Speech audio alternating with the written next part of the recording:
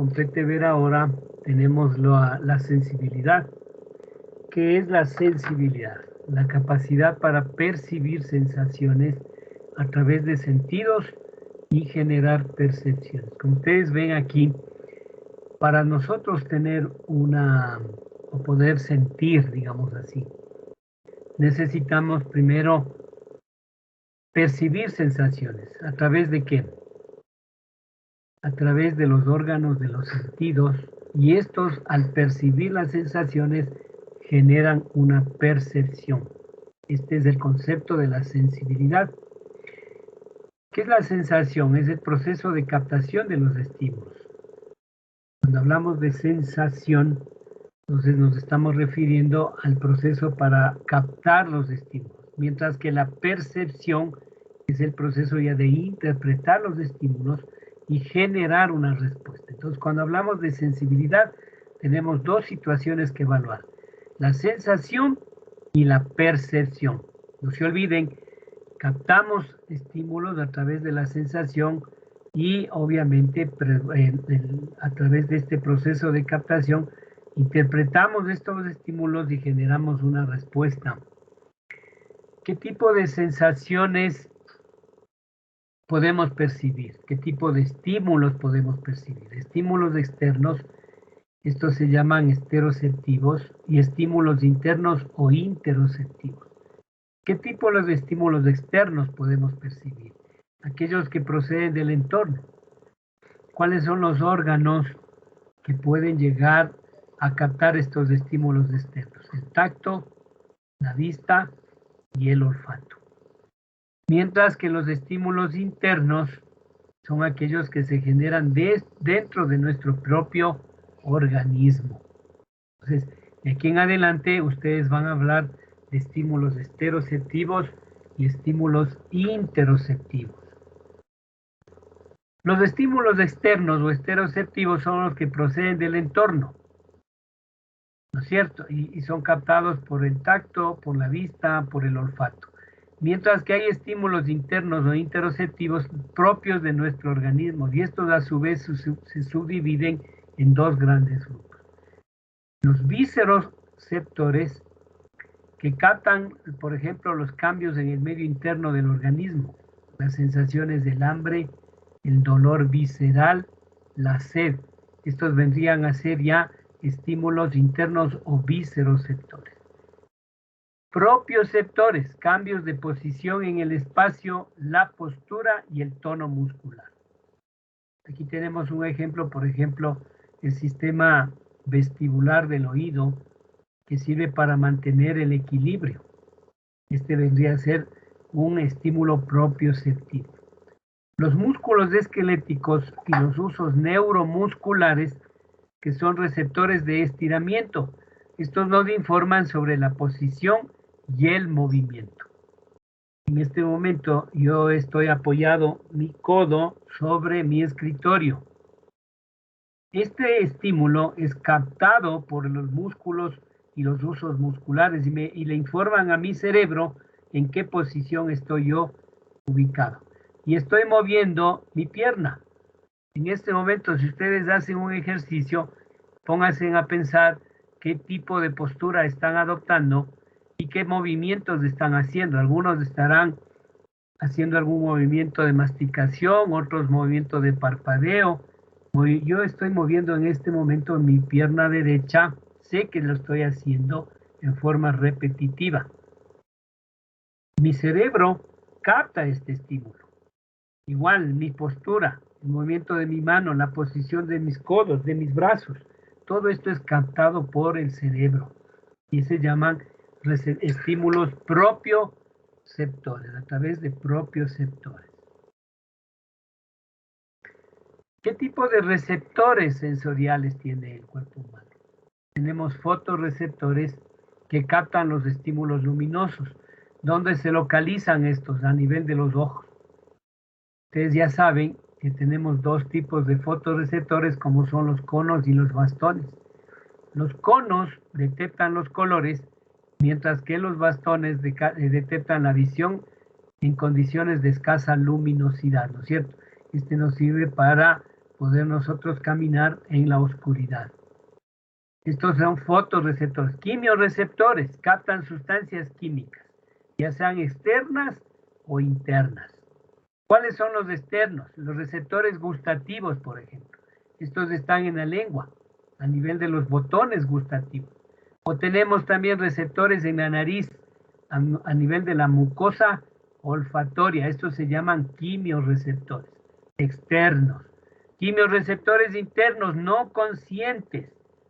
El hipotálamo, que ya hemos hablado demasiado, el tallo cerebral, el sistema respiratorio y el arco aórtico. Miren ustedes esta serie de estructuras internas que tiene nuestro organismo, y en cada uno de ellos poseen receptores para internos o quimioreceptores que captan las sustancias químicas. Por ejemplo, la cantidad de oxígeno en la sangre arterial, la osmolaridad de los líquidos corporales y la concentración del dióxido de carbono. Estos son ejemplos muy importantes de cómo nuestro organismo, a través de estos receptores, es capaz de controlar estas funciones. Luego tenemos los nociceptores, que captan el dolor. ¿Dónde se localizan estos? En las terminaciones nerviosas libres de la piel y también en órganos internos como las articulaciones y el periósteo que cubre los huesos. Entonces, hay, como ustedes ven acá, tres grandes grupos de receptores sensoriales: fotorreceptores, quimioreceptores y nociceptores. Cada uno de ellos cumplen un papel, un rol diferente. ¿Cuáles son los receptores sensoriales de la piel? Estos, en cambio, ya hablando de los receptores de la piel, tenemos los mecanorreceptores y los termorreceptores. Los mecanorreceptores sirven para la sensación táctil. ¿Cuáles son estos receptores? Los corpúsculos de Meissner y los discos de Merkel. Mientras los que captan la sensación de presión y vibración son los corpúsculos de Pacini. Estos se llaman mecanorreceptores, que captan la sensación táctil y la vibratoria. Mientras que los termorreceptores, tenemos algunos que son centrales y periféricos. A nivel de la piel, la sensación del frío son captados por estos termorreceptores llamados corpúsculos de Krauss, y la sensación de calor a través de los corpúsculos de Ruffini. Todos estos se localizan en la piel y son los encargados de recibir estos estímulos. No se olviden, mecanorreceptores para el tacto y la vibración, y los termorreceptores para el frío y el calor. De acuerdo a esto, ¿cuántos tipos de sensibilidad tenemos? La sensibilidad superficial, eso no ha cambiado en la literatura, pero sí van a encontrar ustedes ahora como una sensibilidad esteroceptiva. Algunos textos actuales ya no le denominan como sensibilidad superficial, sino como sensibilidad esteroceptiva. Esta se origina en los órganos sensitivos de la piel y de las mucosas y responden a estímulos dolorosos, al calor, al frío y al tacto. Esto se llaman la sensibilidad superficial: calor, frío, tacto y el dolor. No se olviden, tres características importantes: tacto, dolor y el calor y el frío. Sensibilidad propioceptiva o profunda. Esta es otra clasificación. La sensibilidad profunda, llamada, ustedes la van a encontrar ahora en la literatura actual como propioceptiva. Esto informa sobre los movimientos del cuerpo y de su posición en el espacio. Por ejemplo, la sensibilidad que proviene de los huesos, de eso ya habíamos hablado, los músculos y las articulaciones. A esto se le llama sensibilidad profunda. Y hay un tipo de sensibilidad especial que es la esterognósica. Esta facilita reconocer los objetos con el tacto sin necesidad de verlos. No se olviden, esta es la clasificación general de los tipos de sensibilidad: superficial, profunda y esterognósica. ¿Cómo se evalúa cada una de estas? La sensibilidad superficial, la táctil, aquí tenemos dos tipos: la epicrítica o fina y la protopática o grosera. Y ustedes van a ver en el primer gráfico cómo nosotros lo que vamos a hacer es a través de una torunda de algodón, vamos a estimular la palma de la mano del paciente y le vamos a preguntar si él siente lo que nosotros le estamos estimulando. No se olviden que esa es la sensibilidad, captar un estímulo para generar una percepción. ¿Siente lo que yo le topo? Sí, sí siento. Está captando esta sensación táctil fina y lo que está haciendo el paciente es percibiendo y dando una respuesta. Acá, en cambio, le vamos a aplicar nosotros un objeto de madera, puede ser un objeto que tenga algo de punta, y le vamos a presionar, ¿no es cierto? Solamente vamos a deslizar el objeto sobre la palma de la mano. Entonces acá los estímulos cambian, en un caso es una sensibilidad muy finita, y en el otro es un estímulo un poco más grosero. Térmico. 2 tubos de ensayo, uno con agua fría y otro con agua caliente. Estimulamos la piel del paciente, le vamos a preguntar qué siente. Si estimulamos con agua caliente, él tiene que percibir agua caliente, y si estimulamos con agua fría, él tiene que percibir que está frío. Frío, caliente. 2 tubos de ensayo y con eso le estimulamos al paciente. Doloroso, la punta de la aguja del martillo de percusión o una aguja simplemente. Un palillo, algo que tenga punta. Generamos un estímulo sobre la piel del paciente y preguntamos si siente qué tipo de sensación tiene. En este caso va a ser una sensibilidad táctil, una sensibilidad térmica y una sensibilidad dolorosa. Así es como se exploran los 3 tipos de sensibilidad superficial. Sensibilidad profunda. Esto es importante que de aquí en adelante ustedes ya manejen estos conceptos. Sensibilidad profunda palestésica o vibratoria. Vamos a aplicar el diapasón sobre una superficie ósea y le vamos a preguntar si siente esta vibración. Parestésica o de presión. Ustedes ven acá, él está presionando sobre el abdomen y le pregunta al paciente si siente ese nivel de presión. Barognóstica o peso. Vamos a aplicar 2 pesos diferentes en la mano del paciente y le vamos a preguntar si él tiene la sensación de estos pesos y cuál está mayor o cuál está menor. Para esto podemos aplicar una moneda en una mano y podemos aplicar, qué sé yo, un esferográfico en la otra mano. Y el paciente va a sentir, va a tener esa sensación de si tiene o no tiene peso, ¿no es cierto? Tiene que ser algo pesado para que él tenga esta sensación de peso. Batiestésica o de posición. Esta es una de las pruebas que hacemos regularmente en el consultorio, ya sea en la mano o sea en el pie.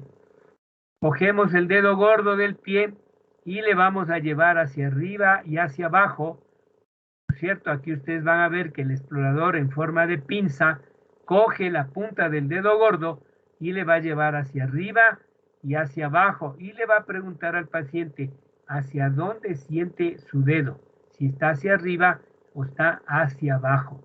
Esta es la sensación batiestésica o de posición. No se olviden los 4 niveles de sensibilidad profunda: vibratoria, presión, peso y posición, con sus diferentes terminologías neurológicas, porque de aquí en adelante ya vamos a emplear la terminología neurológica. Parognosia, peso. ¿Ya? Sensibilidad cortical, la que nos falta. Discriminación entre 2 puntos. Le vamos a aplicar al paciente, primero con una mano, le vamos a topar una parte de la piel y luego con la otra mano le vamos a topar en otro punto de la piel. Y le preguntamos cuántas veces le estamos topando. Entonces, le topo una vez y luego le topo otra vez y le pregunto cuántas veces le estoy topando. Ese se llama la discriminación de 2 puntos. Grafiestésica. la capacidad de percibir objetos, ¿no es cierto?, a nivel de la palma de la mano. Por ejemplo, le vamos a dibujar en la palma de la mano un número y el paciente tiene que ser capaz de discriminar esto. Anteriormente utilizábamos los números, el número 1, el número 2, el 3, el 4, el 5, el 6, generaba muchísima confusión en el paciente. Cierren los ojos, cojan un objeto, puede ser un esferográfico, ¿cierto? Y hagan el número 6, cerrando sus ojos, hagan el número 6 en su mano, en la palma de la mano, cerrados los ojos. Y ustedes tienen que ser capaces de percibir qué número es el que le están aplicando. Como nosotros estamos haciendo este ejercicio, mentalmente nosotros ya sabemos lo que estamos haciendo. El paciente no sabe. Entonces, si este ejercicio lo hacemos al paciente, va a ser más complicado. Es por eso que hoy en día no se debe hacer ya los números. Basta con que ustedes hagan un círculo y le pregunten, ¿qué estoy dibujando en su mano? Un círculo. Un cuadrado. ¿Qué estoy dibujando en su mano? Un cuadrado. Una línea. ¿Qué estoy dibujando en su mano? Una línea.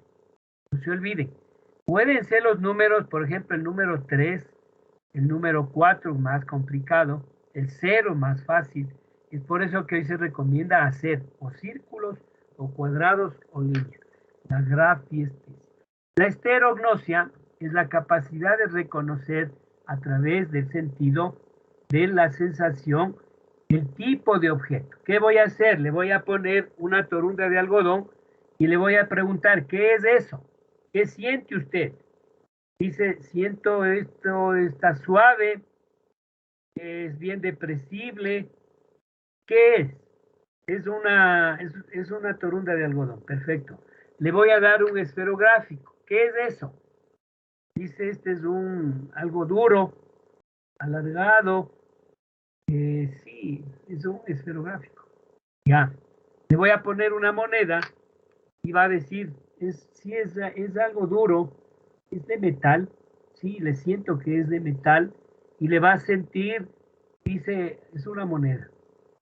Inclusive, algunos pacientes pueden llegar a discriminar qué tipo de moneda es. Si es de $1, de 50 centavos, si es de 25 centavos, si es de 1 centavo, de 10 centavos. ¿Ya? Entonces, esto es la capacidad del paciente para reconocer los objetos. Así como la vía motora era una vía ascendente, esta es una vía descendente. Acuérdense que la vía motora bajaba desde la corteza cerebral hasta la médula. Esta vía es todo lo contrario, es una vía ascendente. ¿No es cierto? Sube. ¿Qué necesita esta vía? Un receptor. Ya hablamos los receptores que debe tener para poder percibir los estímulos. Una neurona que se localiza en un ganglio periférico. Siempre va a haber una neurona que haga recepción en un ganglio. Tiene una neurona a nivel de los núcleos del tálamo. Todas las vías sensitivas llegan al tálamo. Es el primer centro de recepción de los estímulos. Y de aquí terminan en la corteza cerebral generando un tipo de sensibilidad consciente o en la corteza cerebelosa generando un tipo de sensibilidad inconsciente. Entonces esta vía, después del tálamo, termina en la corteza sensorial del cerebro o en la corteza sensorial del cerebelo. Dos vías donde terminan estas vías. Y aquí tenemos las áreas sensitivas cerebrales. Acuérdense que el área motora estaba localizada en el lóbulo frontal, mientras que el área sensitiva se localiza en el lóbulo parietal. Pero hay centros receptores de la sensibilidad específicos. Aquí tenemos el centro del olfato. Ya revisamos, cuando revisamos el olfato, que va a terminar, ¿no es cierto?, en el área basal del lóbulo frontal. El centro del oído está en el lóbulo temporal, es la zona de Hessel. El centro de la vista, que está en el lóbulo occipital. y el centro del busto en el pie de la primera circunvolución frontal. Entonces aquí ustedes van a ver que hay centros corticales donde terminan cada una de estas vías, sobre todo las vías sensoriales, el gusto, el olfato, el oído, la vista y el tacto, ya a nivel del área sensitiva. Las vías sensitivas se determinan a través de la formación de dermatomas, de miotomas y esclerotomas. ¿Qué es el dermatoma? Es un área de la piel inervada por un nervio espinal que corresponde a un segmento medular, según la denominación de Snell. ¿Qué es un dermatoma? Área de la piel, ¿no es cierto?, que está siendo inervada por un nervio espinal. Y esto corresponde a un segmento medular. Mientras que el miotoma son los músculos que están inervados por una raíz nerviosa. Y el esclerotoma, en cambio, serían las vértebras y los discos intervertebrales. Entonces tenemos tres niveles acá: dermatomas, miotomas y esclerotomas. Y ustedes van a ver, ya han visto ustedes esta gráfica, en donde se divide la sensibilidad en diferentes dermatomas. Para hacer más fácil, la semiología se ha dividido en diferentes segmentos. Y así tenemos nosotros los dermatomas faciales, que están encargados o están a cargo del trigémino, el plexo cervical, ¿cierto? Los nervios intercostales, el plexo braquial, que es para la extremidad superior, el plexo lumbar para la extremidad inferior, y el plexo sacro para la parte final de la extremidad inferior, y la área genital. Entonces aquí ya tenemos nosotros la distribución por dermatomas, tanto en la zona anterior como en la zona posterior. Este es un gráfico en donde ustedes deben andar siempre a llevar para que ustedes aprendan a diferenciar cada uno de los dermatomas. Sin embargo, hay una regla mnemotécnica muy definida que se divide en tres niveles. Dermatomas cefálicos, esto ya habíamos hablado. Miren cómo se distribuyen los dermatomas dependientes del nervio trigémino, a través de tres ramas, por eso es del trigémino: B1, B2 y B3. Acá ya están viendo parte de los cervicales, C3 y C4, ¿no es cierto? Aquí van a ver con mejor claridad, todo esto corresponde al trigémino, y acá ya corresponde al plexo cervical.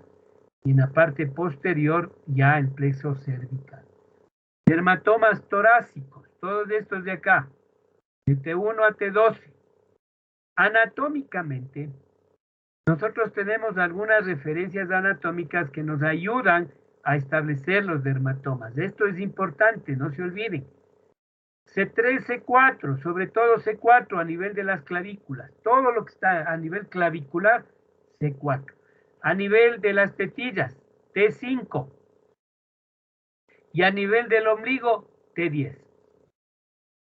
Esta distribución y esta determinación anatómica es muy importante a la hora de determinar el sitio de lesión. Dice: doctor, no siento bien en esta zona, por encima de mi tetilla.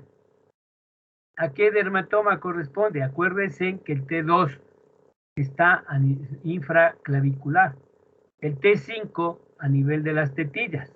Entonces este dermatoma va a estar a este nivel. No se olviden estos tres niveles, que es importante: T2, clavículas; T5, pezones; y T10, ombligo. Dermatomas a nivel de las extremidades. En el miembro superior, aquí tienen ustedes la distribución por dermatomas: C3, C4, C5, C6, C7 y C8. Miren la distribución, inclusive con T1 y T2. Así es como se distribuyen los dermatomas en la parte anterior de la extremidad. Este es en la parte posterior de la extremidad. Y acá la distribución de los dermatomas en el miembro inferior: L1, L2, L3, L4, L5, S1. Miren, 5 dermatomas lumbares y S1. ¿Cómo se distribuye? De esta manera. Fíjense en el dibujo cómo van de adentro hacia afuera. Y aquí hay una regla mnemotécnica de que dice que el L5, ¿no es cierto?, siempre va a ir hacia el dedo pequeño. Y el L4 al dedo gordo. L4 al dedo gordo. L5 al dedo pequeño. Los dermatomas. Miotomas, a través de la distribución muscular, en cambio. Aquí tenemos ya los grupos musculares. El supraclavicular corresponde al miotoma C3, C4. El cutáneo lateral superior del brazo, C5, C6. Y aquí es importante saber cómo están distribuidos los grupos musculares y obviamente a qué grupo de miotoma pertenece. Lo mismo en miembros inferiores, los miotomas y su distribución a través del miembro inferior, tanto en la parte anterior como en la parte posterior. Y aquí hay que saber dónde o a qué grupos musculares pertenece cada zona. Con esto hacemos ya una distribución muy sintetizada, yo diría que clara, de la sensibilidad. No se olviden los tipos de sensibilidad, que es importante, y cómo evaluar los diferentes tipos, tanto la superficial, la profunda, la cortical. ¿Cómo sabemos en qué grado de afectación tiene? A través de los dermatomas. Es importante, esto hay que saber los dermatomas que vamos a revisar en cada paciente para poder determinar el grado de lesión. Y también es importante saber los miotomas para determinar el grado de lesión y las raíces que están comprometidas. Otro de los acápites que tenemos que revisar es el equilibrio, la coordinación y la marcha. ¿Qué es el equilibrio? Capacidad para mantener la orientación del cuerpo y sus partes con respecto del espacio externo. Mientras que la coordinación es la capacidad que tienen los músculos para sincronizarse bajo parámetros de trayectoria y movimiento. Entonces, el equilibrio, mantener la orientación del cuerpo con respecto al espacio. Ese es el equilibrio. Fíjese en la gráfica cómo este señor tiene equilibrio. No es más que mantener la orientación de su cuerpo en relación al espacio. Y la coordinación es lo que le permite, los grupos musculares de esta persona, le permite sincronizar los movimientos. De lo contrario, se caería. Mire la posición que tiene. Tú estás sincronizando los movimientos, coordinando la actividad muscular. El sistema vestibular, que es el responsable del equilibrio, es el que contribuye a la adaptación de la postura tanto del cuerpo como de los ojos para mantener el equilibrio del cuerpo y el enfoque visual. El sistema vestibular permite la posición en el espacio de la cabeza y su desplazamiento, y nos permite mantener en equilibrio para la bipedestación y la marcha. Entonces, fíjense en acá cómo el sistema vestibular participa en estos tres niveles: postura, posición de la cabeza y el equilibrio. A través de estos sistemas nos permiten pararnos y caminar. Sistema del equilibrio. ¿Dónde está el sistema del equilibrio? En el oído interno. ¿Cuál es el órgano encargado del equilibrio? El laberinto membranoso. Este laberinto está formado por el utrículo y el sáculo, donde están localizadas las manchas acústicas, y los conductos semicirculares, donde se localizan las crestas acústicas. ¿Dónde más tenemos nosotros el sistema de equilibrio? En la planta de los pies, a través de receptores táctiles, regiones cervicales a través de propios sectores, el aparato visual, la corteza motora, el sistema cerebeloso y los centros diencefálicos. Miren cuántas estructuras participan para mantener el equilibrio. Y aquí tenemos nosotros el sistema vestibular y todas las estructuras que habíamos mencionado, cómo participan en sus conexiones para mantener el equilibrio. Y aquí tenemos el vestíbulo. Aquí está el oído externo, el oído medio donde están los huesecillos del oído y el oído interno donde está el laberinto, ¿no es cierto? El encargado del equilibrio. Entonces, aquí tenemos ya la distribución a través de los conductos semicirculares, el utrículo y el sáculo, que son cavidades donde se localizan los receptores nerviosos para el equilibrio. Fíjense acá cómo nosotros tenemos dentro de estas estructuras estas sustancias, ¿no es cierto?, membranosas que sirven para mantener el equilibrio. Y estas vellosidades especiales, cada una de ellas son las responsables de activarse en el sistema del equilibrio. Y habíamos hablado que en los conductos semicirculares también tenemos receptores nerviosos, al igual que en el sistema del utrículo y el sáculo. Cada uno de estos receptores nerviosos permiten el control del equilibrio. El sistema vestibular tiene la primera neurona, que es el ganglio de Scarpa, ¿no es cierto? Este estado que une a los receptores nerviosos del utrículo, el sáculo y los conductos semicirculares. Entonces, estos sistemas neuronales que ya habíamos comentado acá se unen al ganglio de Scarpa para dar la primera neurona. Y el otro brazo forma parte ya del nervio vestibular, el octavo par craneal. Aquí está un mejor ejemplo de esto. Los receptores nerviosos, ¿no es cierto?, se unen con estos hacia el ganglio de Scarpa para formar la primera neurona. Y el ganglio de Scarpa, a su vez, forma el nervio vestibular. Lo mismo sucede con la audición, ¿no es cierto? Los receptores nerviosos se unen al ganglio de Corti, que es el receptor nervioso para dar la primera neurona, y a través de esto se forma el nervio auditivo, que es la segunda neurona. Entonces, estos son los sistemas periféricos. Mientras que la segunda neurona están ya formados por los núcleos vestibulares, que se localizan ya a nivel central. Entonces, la segunda neurona está a nivel central. 4 núcleos vestibulares, 2 superiores y en el puente, y un inferior, un medial y un lateral en el bulbo. Miren ustedes cómo los receptores se localizan ya a nivel del tronco cerebral.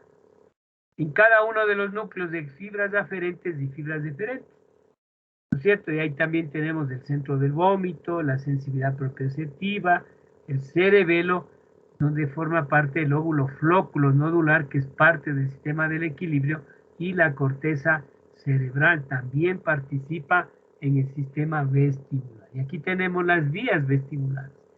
Fíjense cómo desde el vestíbulo parten la primera neurona hacia el ganglio y luego la segunda neurona hacia el tronco cerebral, hacia la médula, hacia el cerebelo y hacia los globos oculares. Entonces, todas estas estructuras participan en el control del equilibrio. Hay algunos reflejos que se llaman los reflejos vestibulares que sirven para la evaluación del paciente de las vías vestibulares. Tenemos el reflejo de vestíbulo ocular, el reflejo vestíbulo espinal y los reflejos vestíbulos cervicales. Cada uno de ellos sirven para evaluar cómo están los centros del equilibrio. Aquí vamos a ver un ejemplo de cada uno de ellos. Los oculovestibulares. Miren aquí cómo el examinador desplaza la cabeza del paciente hacia un lado y hacia el otro lado. ¿Cuál es la respuesta que vamos a ver? Que los globos oculares se van al lado contrario hacia donde fueron desplazados la cabeza. Si yo desplazo la cabeza del paciente hacia la derecha, los globos oculares se van hacia la izquierda. Si yo desplazo la cabeza hacia el lado izquierdo, los globos oculares se van hacia la derecha. Miren acá cómo nosotros podemos generar este estímulo llevando la cabeza hacia un lado y los globos oculares se van hacia el lado contrario. Estos se llaman los reflejos oculovestibulares. Para hacer la exploración del sistema vestibular, nosotros tenemos varias pruebas, se llaman pruebas estáticas y pruebas dinámicas. Esto es lo que hacemos regularmente en la consulta. Prueba estática, maniobra de Romberg y el test de Romberg sensibilizado. ¿Qué pruebas dinámicas le hacemos al paciente? La marcha de Babinski-Weil, así se llama, la prueba de índices de Varani, el test de Utenberg-Fukuda y el test de Shackingen. Estas pruebas son las que se realizan en los pacientes para determinar el equilibrio estático y el equilibrio dinámico. No se olviden, cada una de estas pruebas que vamos a revisar a continuación. Maniobra de Romberg. Le vamos a decir al paciente que se pare, pues junte las piernas, sus brazos hacia los lados, y el paciente tiene que mantenerse en esta posición. Si el paciente se desplaza, ya sea hacia el lado derecho o hacia el lado izquierdo, esto quiere decir que hay una alteración del equilibrio y por tanto va a ser un Romberg positivo. El Romberg sensibilizado. Aquí ya no los pies juntos, sino un pie delante del otro. El paciente en posición erguida, le vamos a pedir que coloque un pie delante del otro. Si el paciente se desplaza hacia atrás, o hacia adelante, o hacia los lados, quiere decir que hay una alteración del equilibrio. Y esa se llama la prueba de Romberg sensibilizada positiva, o el Romberg sensibilizado. La marcha. Le vamos a pedir al paciente que camine, ¿cierto? Vamos a decir que él camine en línea recta, de adelante hacia atrás, y luego de atrás hacia adelante primero, y luego de atrás hacia adelante. Es decir, camine hacia adelante, y luego camine hacia atrás. Esa es la prueba de marcha. Le vamos a pedir al paciente primero que camine con los ojos abiertos hacia adelante. Y luego le vamos a decir que camine hacia atrás. Ojos abiertos. Luego le voy a decir que camine hacia adelante con los ojos cerrados y que camine hacia atrás con los ojos cerrados. Y aquí van a ver ustedes que normalmente el paciente que no tiene alteración del equilibrio camina normal hacia adelante y hacia atrás en línea recta. Pero el paciente que tiene alterado el equilibrio va a caminar hacia adelante en línea recta y regresa hacia atrás en línea recta. La segunda ocasión que le digo camine con los ojos cerrados, se va hacia adelante, ya se desvió hacia la derecha. Luego se va hacia atrás y continúa desviándose a la derecha. Camine hacia adelante y se desvía a la derecha, camine hacia atrás y sigue desviándose hacia la derecha. Este paciente que al caminar, ya sea hacia adelante o hacia atrás, se desvía hacia la derecha, tiene una alteración del equilibrio. Este se llama la marcha de Babinski. Miren, aquí está facilito entender cómo se provoca la marcha de Babinski. Hacia la derecha, hacia adelante y hacia la derecha, hacia atrás. Acá tenemos otro tipo de marcha. El paciente camina hacia adelante, luego regresa hacia atrás. Cuando le decimos que cierre los ojos y vuelva a caminar, fíjese en cómo camina. Se desvía hacia la derecha y al regresar ya no se desvía hacia la derecha, regresa a su mismo puesto. Luego le hacemos caminar hacia adelante, se sigue desviando. Acá ya no se desvía, regresa a su mismo puesto. Lo mismo pasa en las sucesiones. Siempre se desvía hacia la derecha con la marcha hacia adelante y no hacia atrás. Y acá otro tipo de marcha. Fíjese en esta marcha. Normalmente hacia adelante y hacia atrás. Luego, aquí se desvía hacia la derecha y luego hacia la izquierda. Hacia la derecha y hacia la izquierda. Esta es la marcha en estrella. La marcha en estrella de Babinski. Y estos tipos de marcha indican una inestabilidad en la marcha del paciente que tiene una alteración del equilibrio. La prueba de índices. Paciente sentado, le hacemos extender sus brazos con los dedos índices hacia adelante. El examinador se coloca hacia adelante del paciente y coloca los índices del médico hacia los índices del paciente. Índices del médico con los índices del paciente. ¿Qué debe pasar? Que no desplaza los índices hacia ningún lado. Si los índices se desplazan a la derecha o hacia la izquierda, quiere decir que está alterado el equilibrio. Marcha o el test de Babinski. Con los brazos colgando, le vamos a decir, levante sus brazos. Y él debe levantar hacia la misma posición que estaba. Baje nuevamente, suba nuevamente. Ya cambia de posición, ya se va hacia la derecha o hacia la izquierda. Baje los brazos, suba los brazos, sigue cambiando de posición. Cada vez se desplaza ya sea a la derecha o a la izquierda. El test de Barani. El test de Utenberg-Fukuda. Le vamos a hacer al paciente que marche sobre su propio terreno. El paciente que tiene el equilibrio conservado va a marchar en su propio puesto, pero el que está afectado el equilibrio se va a desplazar a la derecha o a la izquierda. Este es el test de Fukuda positivo cuando se desplaza a la derecha o a la izquierda, marchando en su propio puesto. Shaking head.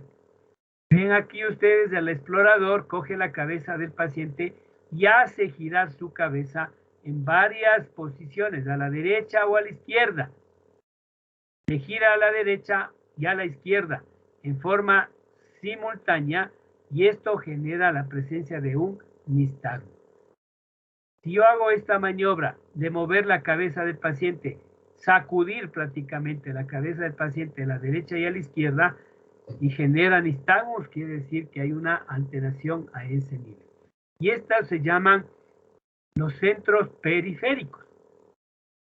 Pero tenemos centros centrales del equilibrio que dijimos que es el cerebelo, y aquí tenemos nosotros el cerebelo y sus tres estructuras. Los hemisferios cerebelosos, el vermicerebeloso y el óvulo flóculo nodular. Cada uno de ellos cumple una función. El óvulo flóculo nodular, que es de esta porción central del cerebelo, participa en el control del equilibrio. El vermicerebeloso, que es de esta porción central, controla el tono muscular. Y los hemisferios cerebelosos, que son estos que están a la derecha y a la izquierda, sirven para el control de la coordinación de los movimientos. No se olviden. Equilibrio, tono y coordinación de movimientos. Y aquí tenemos nosotros una clasificación desde el punto de vista embriológico del cerebelo. Arquicerebelo, que vendría a corresponder, ¿no es cierto?, al óvulo flóculo nodular, que es el cerebelo vestibular. Paleocerebelo, que vendría a corresponder al vermis, que participa en el control del tono y la postura. Y el neocerebelo, que vendría a corresponder a los hemisferios cerebelosos y participa en el control de la coordinación de los movimientos. Es el cerebelo que hace control del equilibrio, controla del tono y el tono postural y controla la coordinación de los movimientos. ¿Cómo evaluamos cada uno de ellos? La coordinación, maniobra dedo-dedo. Le vamos a decir al paciente que junte sus dedos índices, ¿no es cierto? Primero lo hacemos con los ojos abiertos, junte sus índices y luego con los ojos cerrados. Siga haciendo este ejercicio, tópese los dedos índices. Prueba de índices a nivel de miembros superiores. Talón, rodilla. Con el paciente acostado le vamos a pedir que con el talón tope la rodilla, baje hacia su pie y luego regresa. Y hace en manera sucesiva este ejercicio. Talón, rodilla, talón, rodilla, talón, rodilla. Prueba, talón, rodilla. Aquí van a ver ustedes en este paciente cómo se está evaluando la maniobra de coordinación. Extendiendo su brazo, tiene que toparse la punta de la nariz. Y este se llama la prueba dedo-nariz. Tres pruebas que nos permiten evaluar la coordinación. La disdiadococinesia es la prueba de coordinación a nivel de las manos. Fíjense acá cómo el paciente es capaz de coordinar los movimientos de su mano al topar la palma de su mano. Primero topa de un lado, luego topa con la palma y luego con el dorso. Entonces lo que hace es palma, borde lateral y dorso. Palma, borde, dorso. Palma, borde, dorso. Ustedes me dicen, tópese la palma, ahora tope el dorso y tope la parte lateral y luego el dorso. Palma, filo, dorso. Pala, filo, dorso. Este ejercicio tienen que hacerlo en forma repetitiva. Esta es la diadococinesia. El romber, ya dijimos cómo se cataloga el romber, y la marcha también ya evaluamos cómo se valora la marcha. En base a eso, ¿qué es lo que se valora cuando evaluamos el cerebelo?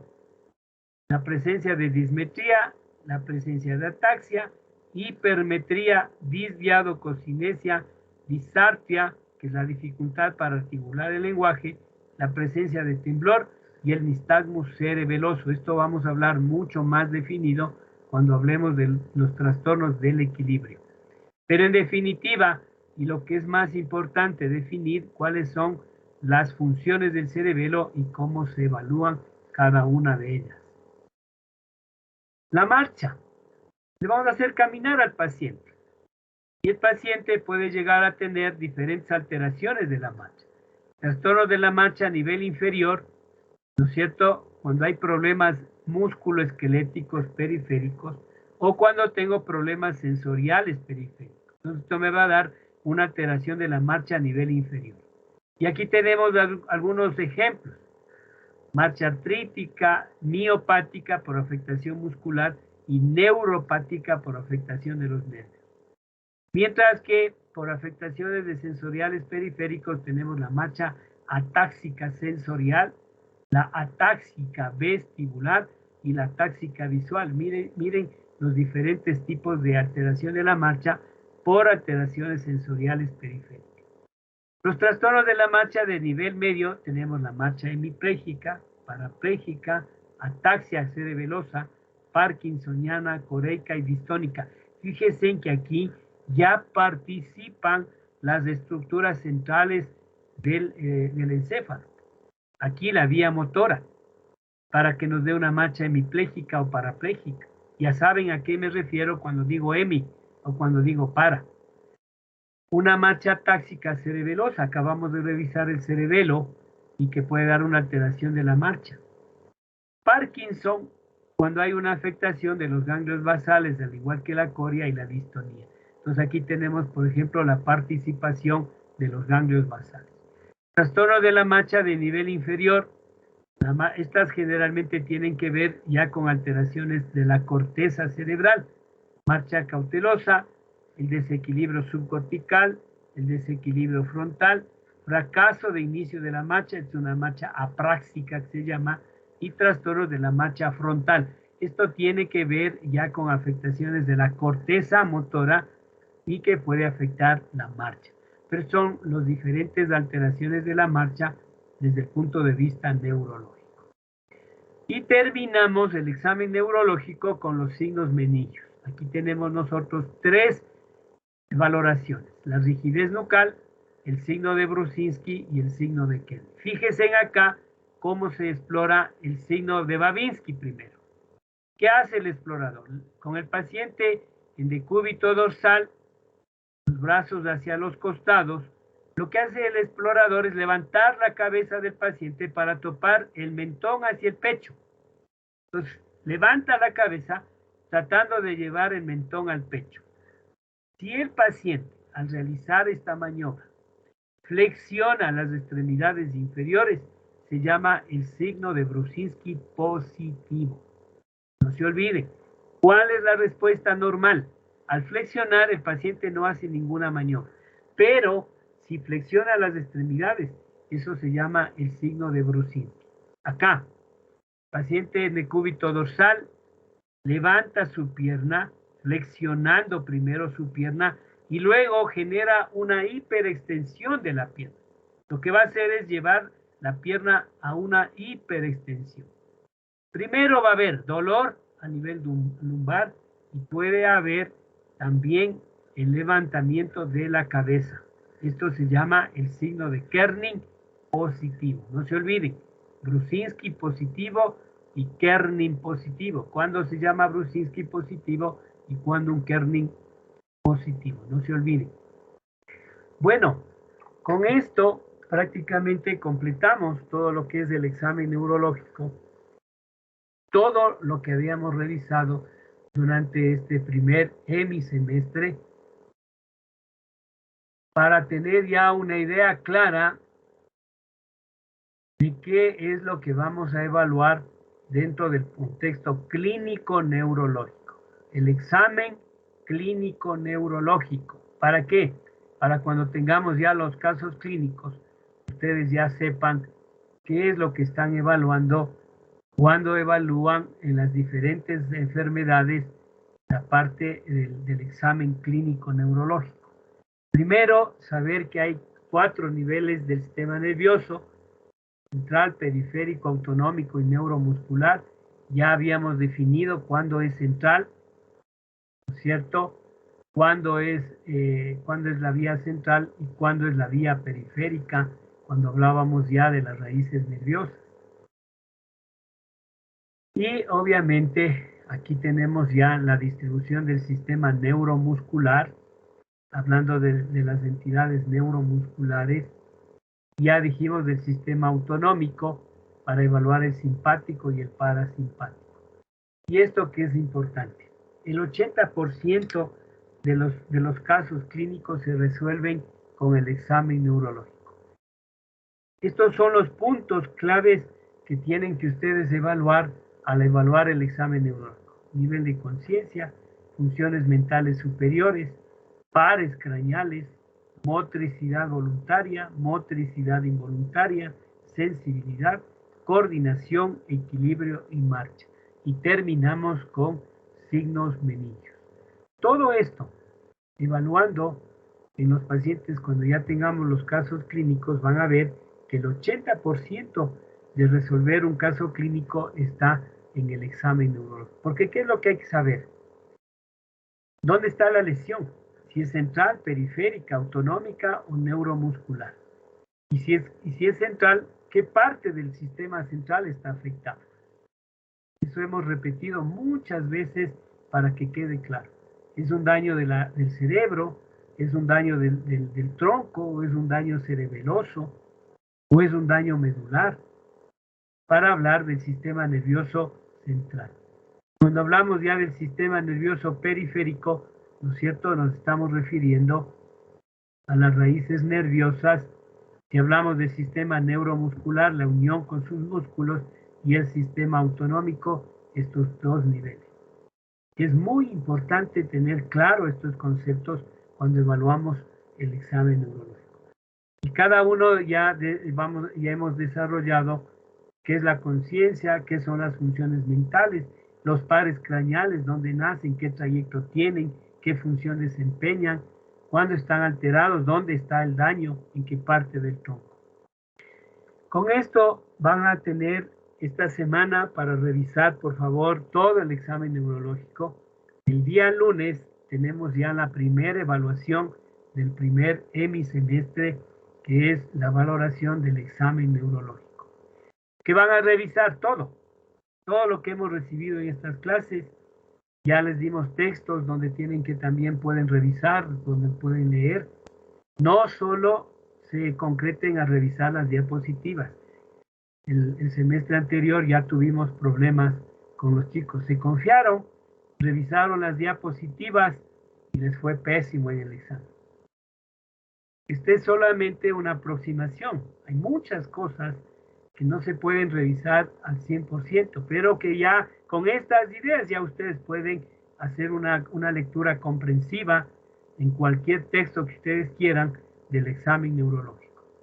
Como les dijimos al inicio, ya se les dio un grupo de textos que pueden revisar el examen neurológico y relacionar con todas estas diapositivas. No se confíen, no solo lean las diapositivas, porque el examen es de todo, es el examen neurológico. Pues revisen todo eso y el día lunes Tienen una semana para revisar. Y el día lunes tenemos ya la primera evaluación del primer hemisemestre. Voy a conversar con el compañero de ustedes. Yo había confiado en ustedes de que ustedes ya ingresaron y se matricularon en la página virtual.